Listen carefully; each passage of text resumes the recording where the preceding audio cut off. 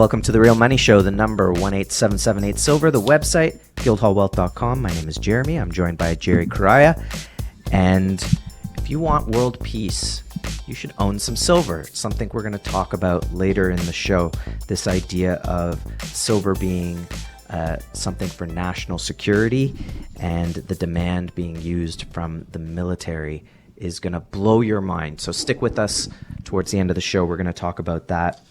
But first, Jerry, let's return to the pivot.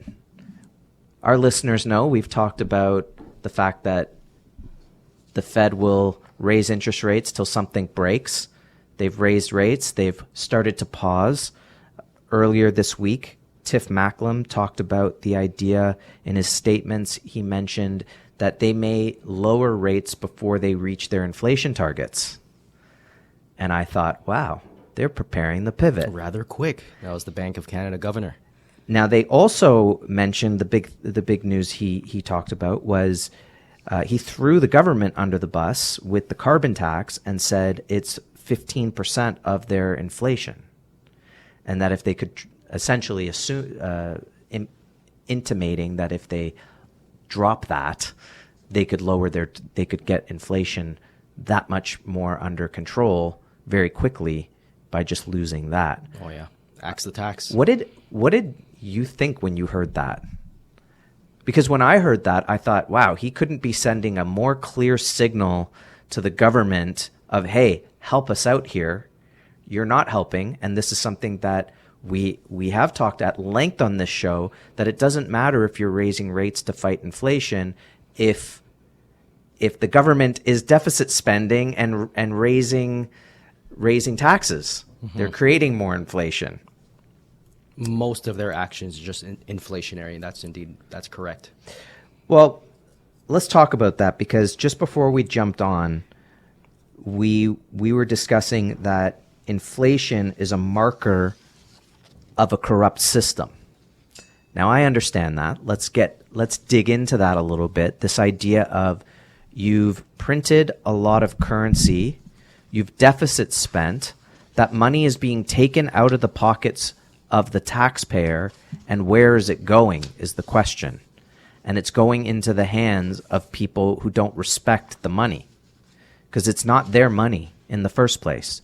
So it's easy to spend money when it's not yours, right? Mm-hmm. So let's talk a little bit about inflation being a marker of corruption. And I don't think that's a stretch in the imagination of anybody today who's experiencing this and seeing this disconnect between what government officials are saying and what they're experiencing in the real world. Absolutely, Jeremy. I think we could just look at the world right now very soberly, and we can honestly say that there is corruption almost everywhere. We're seeing corruption. Look at the headlines just yesterday. In fact, there was an article that was going around about the Bridgeport election being overturned for ballot harvesting.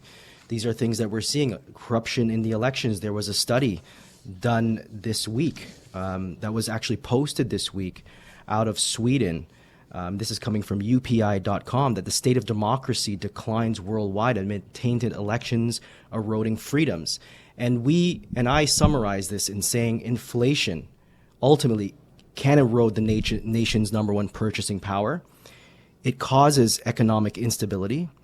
And governments facing fiscal pressure might resort to corrupt practices such as embezzlement, bribery to secure funds or maintain political support.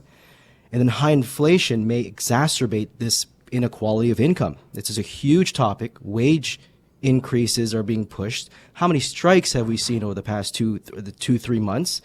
It fosters resentment at home, and it provides fertile ground for corruption to thrive within society. So the corruption that starts with the central banks ultimately bleeds down and causes corruption in society, Jared. Oh, in some ways, then what you're suggesting is when they talk about lowering the carbon tax to help them with the inflation fight, that they're eating their own, that they used to work hand in hand, and now they're at each other's throats. Not in a crazy outward way, but in a very subtle way, when you're calling out the government to say, I think you should drop the tax, essentially, read between the lines, so that we can fight inflation better, because that's our job. And if we can't fight inflation, then we lose our credibility. So please help us over here. Yeah, corruption. I mean, look, they discovered $1 billion green slush fund. They gave $50 million, the government, to a 2 or 3 man operation to handle the ArriveCan app, and they didn't do anything. They outsourced everything, right. and the outsourcing got paid separate, I believe. So, and the guy being questioned about it won't answer anything. So, look, the truth doesn't change. Things come out more and more and more. And I think that people are seeing what's happening in the world. They're seeing this corruption. And how do you protect yourself against it? Well, when we look at gold and silver, there's no counterparty risk. You're not dealing with any other entity that could potentially do something, right? We just before we jumped on the show, we were looking at this post in Switzerland. So we know that there was a rushed marriage of banks there because of Credit Suisse, but Swiss authorities are mulling over new rules to prevent bank runs. So after the Credit Suisse debacle this year, Swiss authorities and UBS are considering ways to prevent bank runs. They're exploring options like spreading withdrawals over a longer period of time, or potentially imposing exit fees. Now, penalties. Wow. Now, we're not talking about a third world country. Right. Okay, we're talking about Switzerland. The Swiss bank accounts. Yeah, how sought after are those now? They're trying to set up a situation where if you run to the bank and want to take out all of your money because you don't trust the bank, that they either penalize you for doing that, or they say, nope, can't take it out all at once. Now, I guarantee you, anyone right now walks into a bank, if you're listening on Saturday, tries to take out more than $10,000, maybe even more than $5,000 cash, you're going to have a tough time. Mm-hmm. Not only are you going to have a tough time getting the cash because it's just not there, you might be questioned about what you want to do with that money. Now, when I watch sports or whatnot and I start seeing ads for the FDIC and how safe everything is in the banks, but the banks aren't doing so well. I mean, you can see the news out there for all the banks. They're not doing so well. If you follow any of the real estate people and what's going on in the mortgage market, they're suffering big time. So the banks are fragile. You want to protect your wealth. You want to own physical gold and silver. And the easiest way to do that is to simply buy some physical gold and silver to start. Then, of course, yes, you can have it in a depository. The best thing is you put it in your RSP, put it in a TFSA. And a TFSA, at least, you even have access to get it back at some point, whether you're taking delivery or you sell it to get the cash. Great place to consider having it. The number 1-877-8-SILVER, the website, guildhallwealth.com.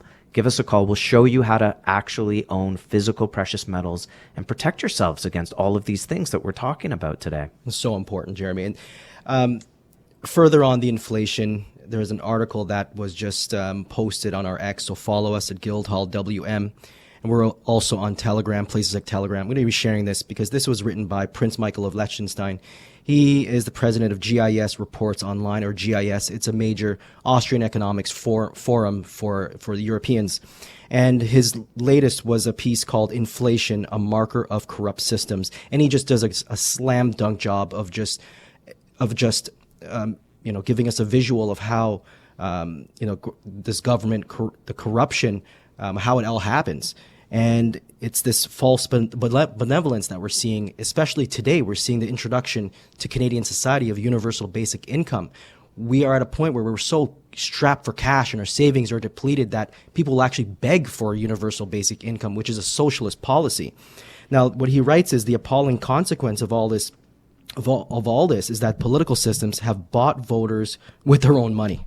And it's true, the form of corruption takes place through redistribution. It's a classic example of take money from Peter, who is supposed to be the rich, and give it to Paul, and Paul is the majority of the people. And take a cut. That's right, and take a cut.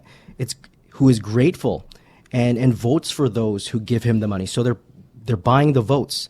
But Peter was the one who invested, who was working, and who was saving, and therefore in such situations, capital is taken out of the economy and the economic activity is adversely affected because of these wrong incentives.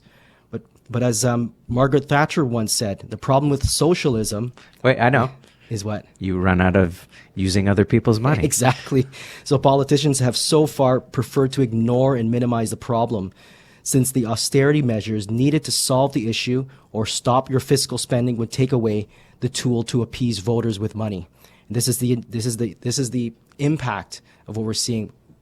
Socialist policies like MMT, endless money printing, it ultimately leads to the devaluation of currency. Go back to ancient Rome. Civilizations fall. The fabric of the nation and the security of our nation falls and rests upon the currency. Okay, so here's the thing. People are going to hear that. They get it.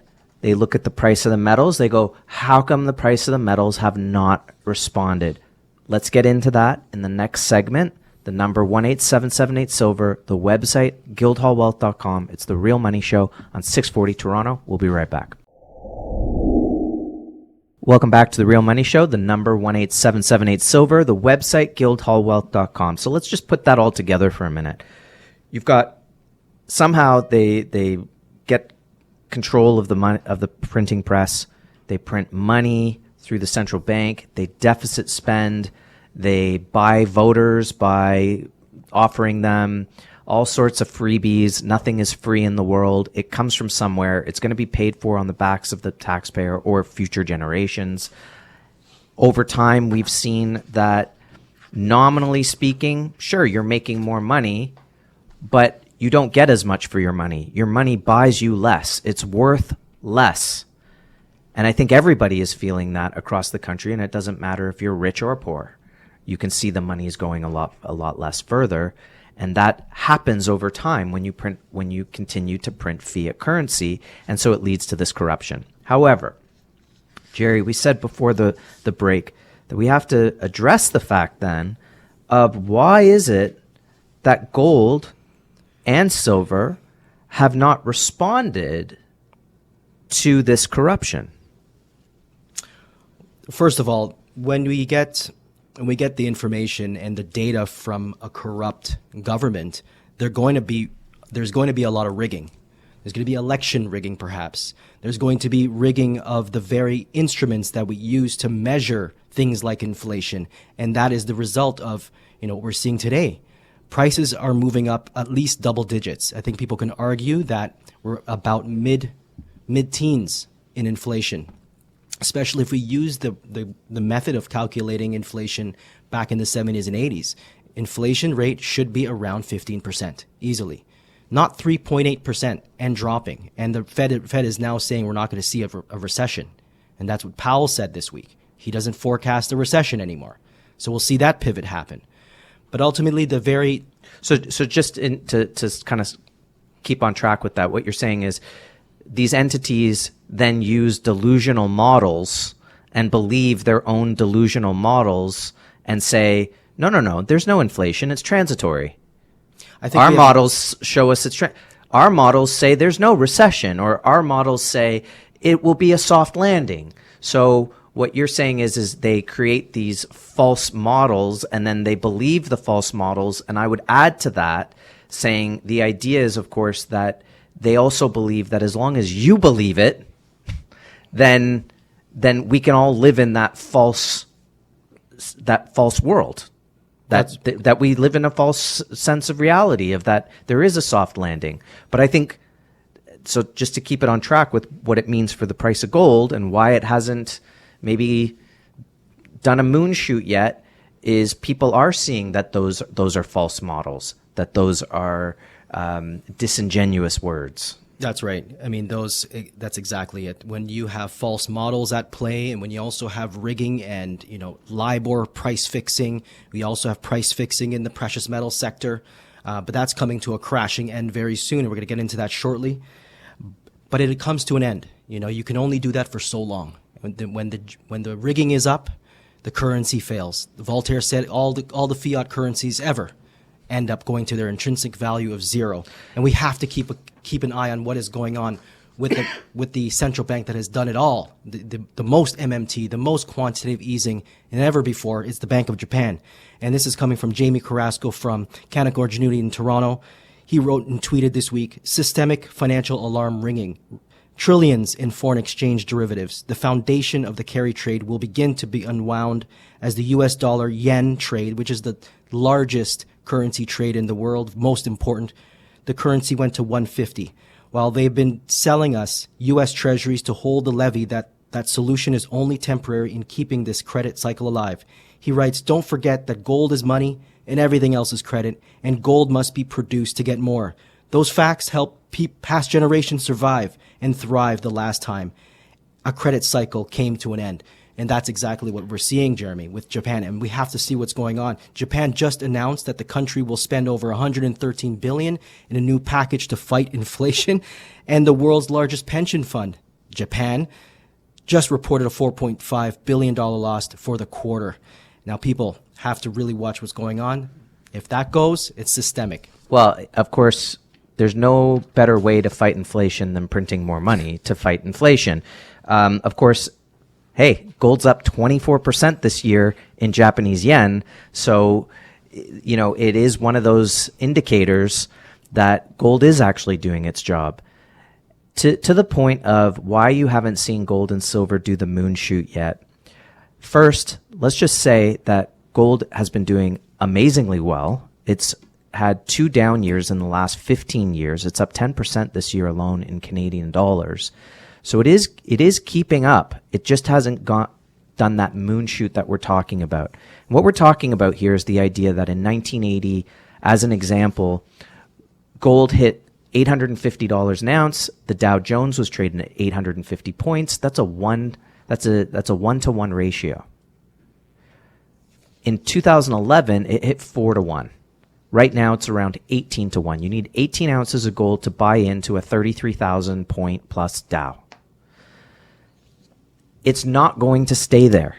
As people realize, and more people realize the fiction that's being told to them about through these false models, they're going to sooner or later realize that it's the real stuff that matters. This fake currency is getting more and more expensive, and the only thing that's going to save you is actual assets, things that can't be stolen from you. People are always worried about, the government's going to confiscate my wealth. They're going to steal my gold.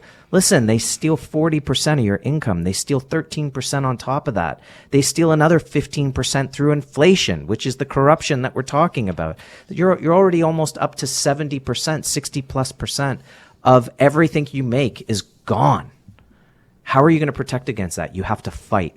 You have to fight to put your wealth into something that will protect it long term, because you can't avoid the truth. You cannot avoid the truth. And here's one example. This week, First Majestic came out with their all-in cost for silver. It's around $19.75, give or take. A couple pennies. $19.75, that's right. Okay, so let's just run that through.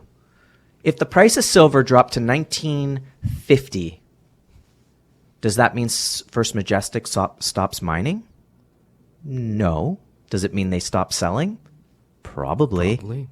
It means that if you're going to buy it, since nothing is coming to market, because these mining companies may keep operating, but they're not selling it, they'll say, yep, I'll sell it to you in 6 months. The premiums rise. So the price of silver might be $19.50, but if you want to buy it, $25, right? The premiums just go up. So you have a very limited downside, and that price per ounce all-in cost to get it out of the ground only keeps going up. Yes. So what it's reflecting, to our point here, is the prices are undervalued. They are super cheap. That is a very good thing. A very good thing. Now, I don't see the central banks complaining about buying gold at a super cheap price when you compare it to the global debts. When you have over 100% debt to GDP, you are not getting out of it. And any money you print is just less and less productivity. I said that in a weird way, but productivity coming out. It's less and less. Imagine your credit card This is what's happening right now. Your credit card has more on it than your salary for the year.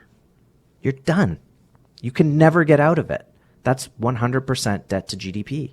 You're past it. You can't. Now you're putting out more money to the interest than. Where's your productivity? You're not going to be able to buy anything covering the interest on all of that, right? So now what are they going to do? They're going to drop it back down to zero? Start all over again? I was telling a client, it's like catching a massive fish in reverse, right? You let it out a little bit, you reel it in. Oh, we're reeling it in, everybody. Here's the central banks. We're reeling in that inflation. Oh, no, I got to let it out a bit. Right? Okay, we let it out more than we brought it back in. That's right. That's what we're dealing with. We're dealing with the mother of all big fish that they're trying to reel in, and they can't do it. No. It's done. It's gone. And the only thing that's going to protect you now is actual things. That's right. That is the pivot. That's the de-dollarization that we're seeing. You have to get out of the paper. This is what we're seeing with the central banks around the world, the BRIC nations. So maybe they know this. Maybe this is why Jamie Dimon is selling stock out of JP Morgan. Maybe he knows what's coming. These central banks are buying gold. Maybe they know what's coming. All of these people are getting these assets. There was someone last year who paid $50 million worth of gold and silver. They're getting out of the market. More and more people are getting out of the market. The physical gold and silver off of the exchange in North America has been bleeding out of the exchanges. What about, where's it going? Oh, it's going east. Where's it going from there? Oh, it's going into private hands. So the price isn't going to tell you what's actually happening with the supply side of the market. And okay, the price can be manipulated as much as inflation numbers could be manipulated, but it doesn't change what's going to happen next. The Fed will pivot. The prices of gold and silver will rise because it's a real commodity and you need to own a real thing.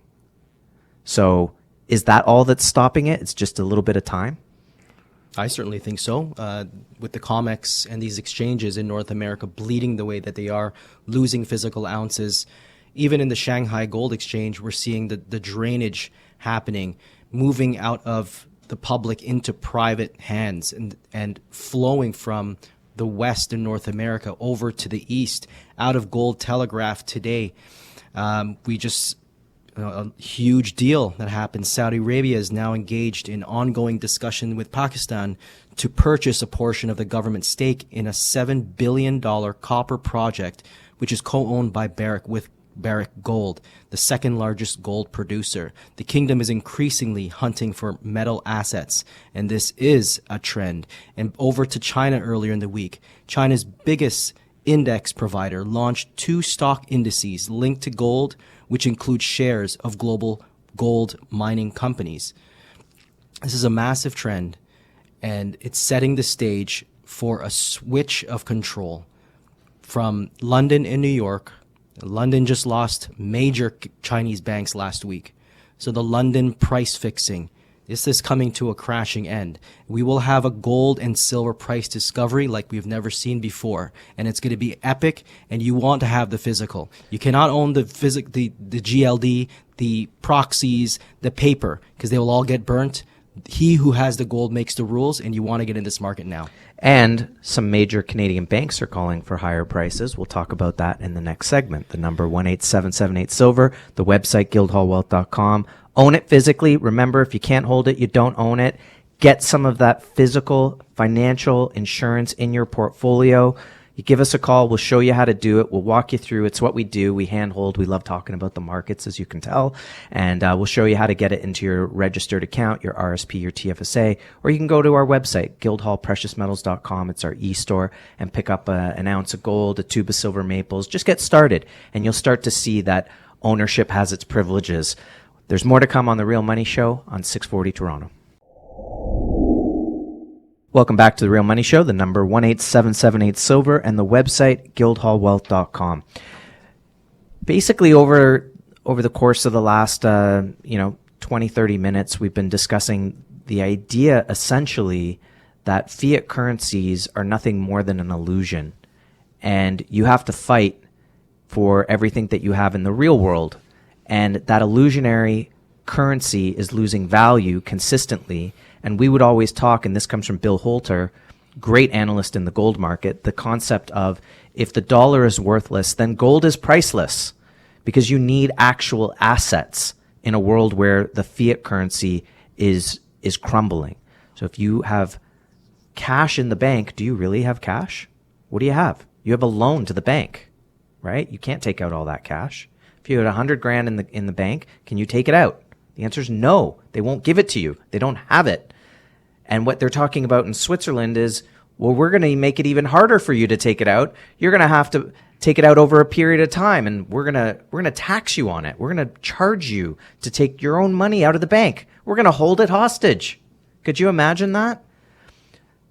Now, you want to protect yourself long-term as well. And gold and silver are long-term investments, and we really hope that people can make a paradigm shift. Instead of thinking short-term and trying to get on momentum, and I want to get into gold because it just hit $2,000 an ounce, to be thinking long-term about your financial insurance policy. Gold isn't the answer to everything, but if you hold 10, 15%, you have something that is negatively correlated to the dollar, Canadian, US, the yen, and you're now properly hedged. So you don't have to have everything in there, but you do need some sort of financial insurance. You have home insurance, car insurance, life insurance. Well, what do you have if the Dow drops 40%? What do you have? What do you have to give you something to the upside? Now, once we start thinking long term, and obviously the system has been a long-term thing, and you can see the value of your money eroding long-term. But then it gets interrupted, Jerry, by crises. In the 80s, you had the savings and loan crisis. In the 90s, you had the dot-com bubble. In the 2000s, you had the subprime crisis. And then you had the pandemic and the massive monetary injections. And we are hurtling towards the next crisis. And through all of that, natural fancy colored diamonds continue to rise higher. Now, not every day. It's not a market that you watch every day. It doesn't always go up. Sometimes it goes up, sometimes it stays flat. But it consistently moves higher over time. Can you tell us a little bit about what you love about natural fancy colored diamonds? Besides the beauty and the rarity of the stone, it is the strategic element that it offers my clients. My clients can get the ability to pivot. They have their money, number one, outside of the banking system. And this is a rare asset class. Just like the currencies must be scarce, you need to have money in your account. You need to have money in your hands. And one of the most rare assets that you can hold in the palm of your hand and walk over the border is a natural fancy color diamond. The concentrated wealth, a pink diamond can literally hold $700,000 of wealth for you and your family without involving legal, without involving the bureaucratic bodies that you have to jump through hoops with when settling an estate. This is an easy asset class to allow future generations to build upon. And this is how the wealthy have done it for generations. Yeah, and look, it doesn't come for free. You will pay, HST if you're buying it in Ontario. There'll be a dealer premium of some sort. When you come to sell it at some point, there's going to be another broker involved, right? If you sell it at an auction, they will take a fee to sell that eventually. But once you get beyond those costs of doing business, which is going to be present in any asset that you buy, right? Real estate, no different. That what happens with colored diamonds is you don't get an opportunity to buy them cheap again. That's the takeaway today. You don't get a chance to get them cheap again. We bought a blue diamond back in 2011, I want to say. And at the wholesale level, we doubled our money. I'll tell you, at wholesale, we paid a little under $500,000. And we sold it, we doubled our money in a year. When we sold it, it was already worth $1.5 million. but we made our money. We were happy. Today, that diamond is probably $2.5 to $3 million. Can't buy it again. Can't buy it for what we paid, which was well under $1 million. It's done. You cannot buy that diamond again, ever. You owned a Andy Warhol at some point. Congratulations. You sold it. You'll never get back in that market, ever. And that happens in real estate too. You know, you sell in a certain location, you're never getting back in that market, right? Rarely. You know, I know a lot of people are waiting for some sort of dip and, you know, people holding on to their metals, and you may just get that.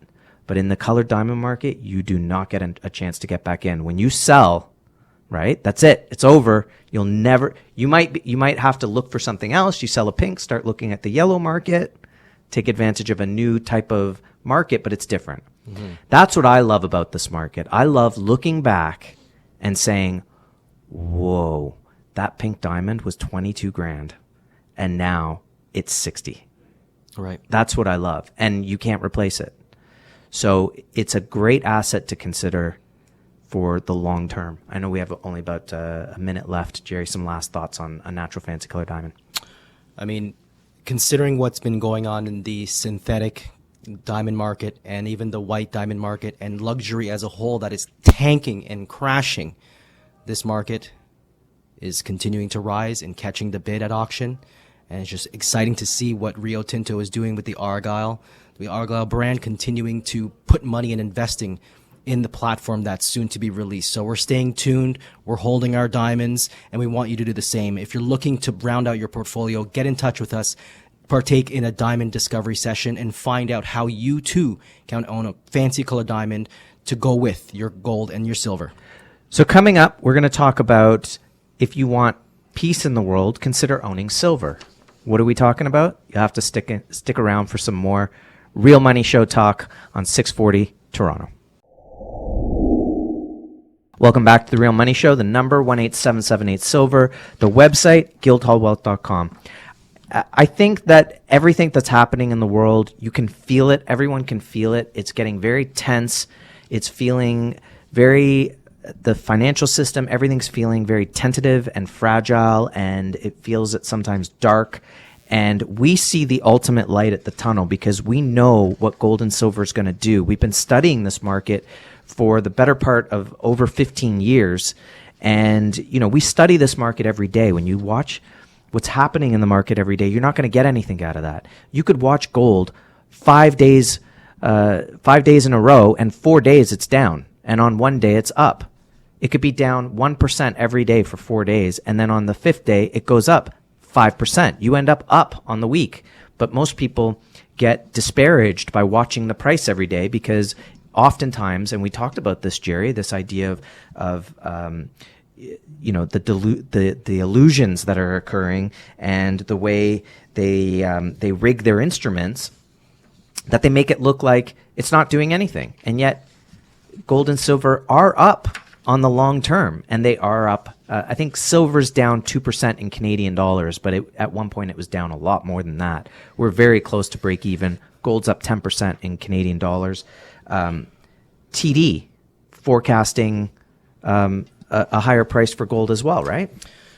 Yep, the gold price forecast coming from TD Securities, the goal to move sustainably into 2100 territory. That is as the Fed is set to pivot to a less restrictive stance that they're saying. We're watching oil, obviously, with geopolitical unwinding there. And they're also quoting the Fed pivots to a less restrictive stance. Obviously, what that does, it causes the U.S. dollar index to weaken, and we're seeing that at the tail end of this week, that the U.S. dollar is continuing to weaken. HSBC also, their love is for silver. They're saying more than a commodity, that they want this, the price action that we'll be seeing in silver is going to be more of a supply issue as well as on the monetary issue. We do have a currency problem right away. Perfect. So that gives us a great segue to, we've had John Forrest Little on our show. He's a great researcher.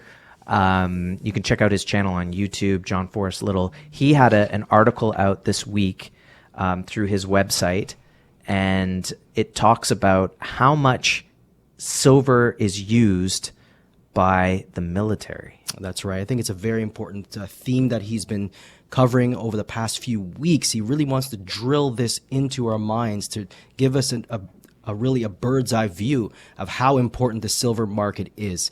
In this market, Guildhall, we talk about things like depreciation of currency, inflation. This one falls under the geopolitical scope. So when we look at the geopolitics, we're looking at rumors of war and war that is arising. And we're looking, and he's honing right into the U.S. The fact is the U.S. controls about 850 military bases in more than 90 countries worldwide. And now the U.S. is obviously has their bases around the world, but what they're doing is corrupt as a whole, because what they have done was start to manipulate the measuring of the stockpiles of silver that is needed.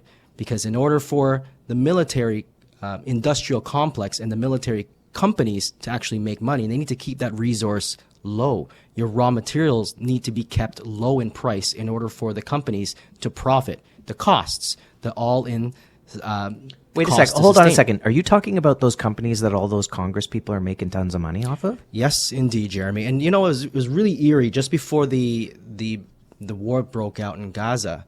And I was just saying how eerily that these companies are actually bleeding money. And then all of a sudden this war breaks out. But here is what John Forrest Little, this is how it all went down. Number one, there's 9 listed here. Point number 1, the Manhattan Project alone, which was in the 30s, the atomic bomb was birthed. The military used over 403 million ounces of silver. So that's like almost a year's worth of production. Exactly. Then, number 2, more silver from the strategic stockpile was drawn down for rockets, bombs, shells, torpedoes, submarines, tanks, fighter jets, etc. Did you know there's 500 plus ounces in a missile? Literally a monster box flying in the air. Number 3, to hide all the massive raids and silver used by the military, the Department of Defense mysteriously stopped reporting silver use in 1996. In the same year, the Department of Energy abolished the U.S. Bureau of Mines. It's pure corruption. Number 5, silver. So we don't like what we're seeing statistically. So we're just going to remove the statistics. Period. 100%. That's exactly what they're doing. Number 5, silver inventory reporting is supposed to be reassigned to the U.S. Geological Survey, which is where we're getting it right now, and which is establishing bogus reports showing much less significant categories like what we talk about on the show, jewelry, things like photography, photovoltaics, which is solar, and antimicrobial bandages.